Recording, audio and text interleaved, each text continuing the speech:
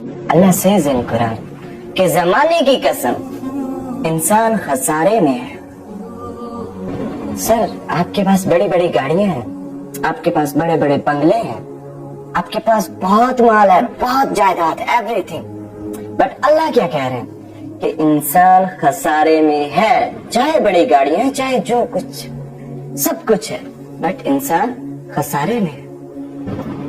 اِلَّا الَّذِينَ آمَنُوا وَعَمِلُوا الصَّالِحَاتِ, سوائے ان لوگوں کے کہ جو ایمان لائے, جنہوں نے اللہ اور اس کے رسول کو مانا.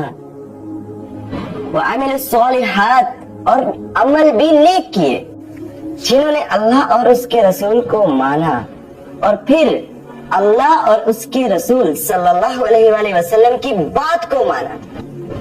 اللہ اور اس کے رسول کو تو مان لیا, وہ تو بڑے بڑے آئے جنہوں نے مانا اللہ اور اس کے رسول کو مانا, بٹ اللہ اور اس کے رسول کی بات کو مانا سوائے ان لوگوں کے جو ایمان لائے, اللہ اور اس کے رسول کی باتوں کو جنہوں نے مانا.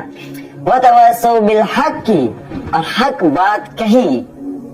جب ہمیں پتہ چل گیا کہ قرآن پاک میں لکھا ہے کہ نماز پڑھو, قرآن پاک میں لکھا ہے کہ برائی کے کاموں سے بچ جاؤ, قرآن پاک میں لکھا ہے کہ زنا مت کرو, قرآن پاک میں لکھا ہے کہ فحاشی کو مت پھیلاؤ, بٹ ہم نے اس بات کو نہیں مانا, تو ہم کیا ہیں, ہم خسارے میں ہیں.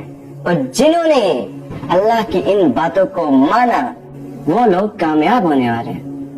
وَتَوَاسَوْا بِالْحَقِّ وَتَوَاسَوْا بِالصَّبْرِ, اور حق بات کہی اور صبر کیا, اور پھر لوگوں سے بھی کہا کہ صبر کرو, صبر کی تلقین کی.